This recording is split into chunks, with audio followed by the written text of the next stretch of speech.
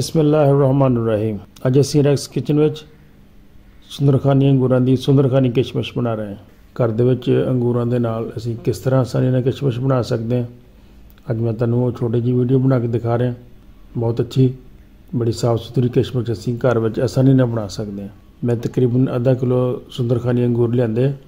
सब तो पहले असीं अंगूरां नूं बॉयल करना है। पानी नूं गर्म होने वास्ते रख दिओ। जो पानी गर्म हो जाए तो उहदे विच असीं अंगूर पा देंगे।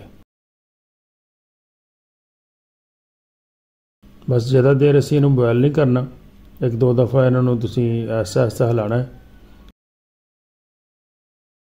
देखो अंगूर सफेद होना शुरू हो गए, इधर अंगूरों का रंग बदल जाए तो समझो अंगूर साडे बॉयल हो गए।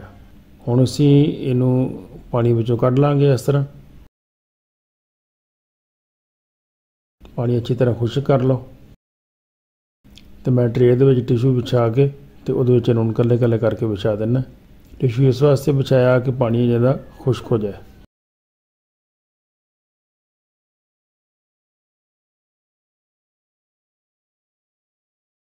जो पानी खुश्क हो जाए तो फिर इस टिशू विचों कढ़ देना है।